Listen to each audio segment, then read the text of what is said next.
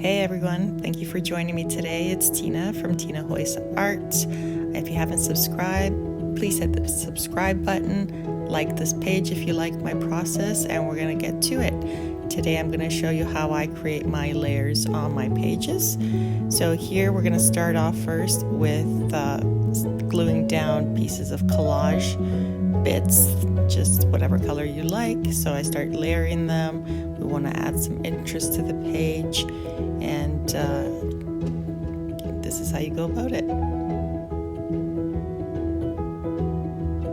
What I'm using here is actually Mod Podge. You can use matte medium, you can use glue sticks, it's up to you.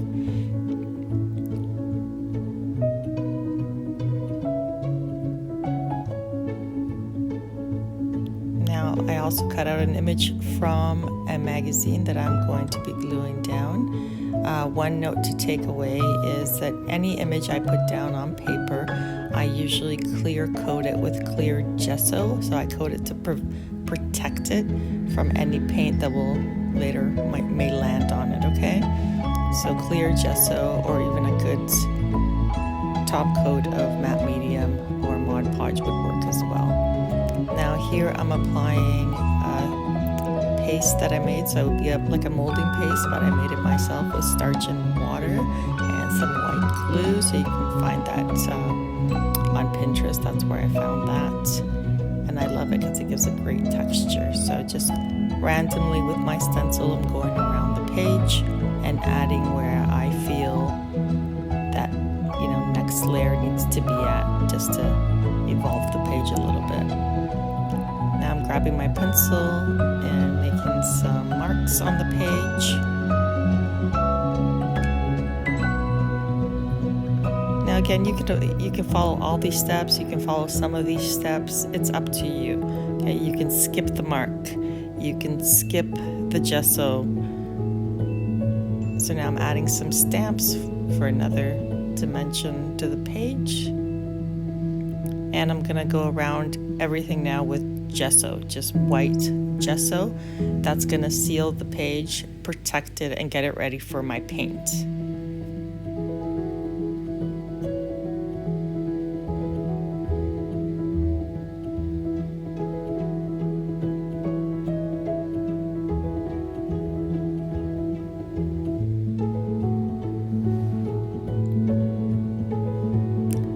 Now here I went back and looked at the page and said, I need something to join this together, these two pages together. So I got another piece of fodder and just gluing that on just to make it a cohesive, page to me.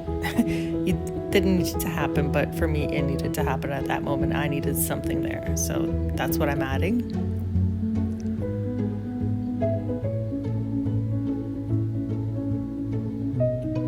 Grabbing my pencil again, just writing out some thoughts.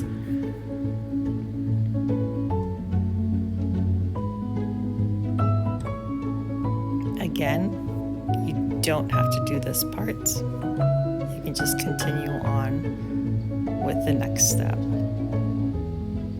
So here I am with my makeup sponges, because I'm not a fan of brushes.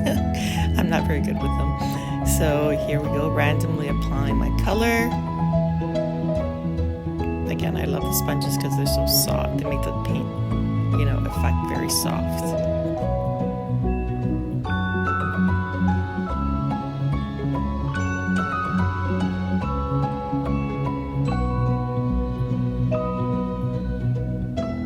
I choose my next color. Again, same application, just randomly.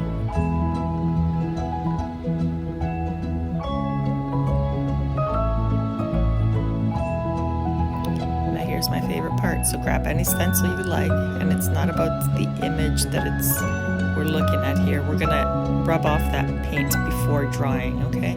So we're gonna erase the paint that we just put down, bits and pieces of it. And I love this ghost type of effect that it leaves.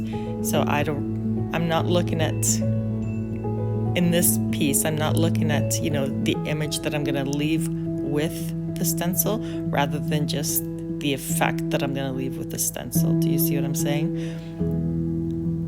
And I forgot to mention, after each layer, please dry your art before applying new paint. So now I gave up on the sponges, ladies.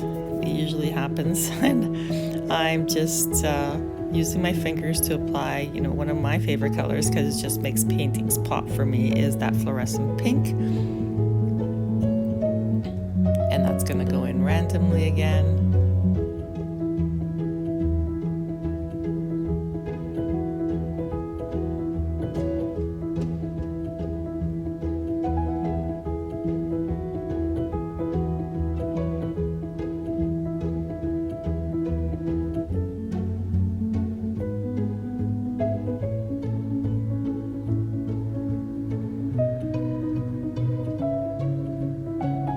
Another technique I love, and I'm going to use the same technique as we did before with the stencil. So now I'm applying black as the base,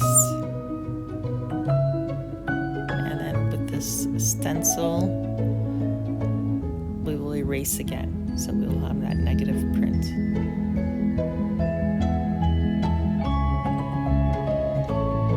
And I'm using a baby white.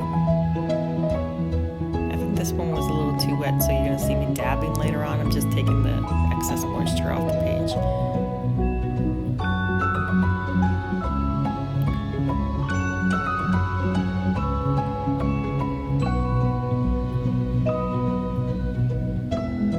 And I'm only using part of the stencil. I just wanted the flower on this page, so that's what I'm doing. You don't need to use all of the stencil. If you don't want to, you can use a special portion of the stencil.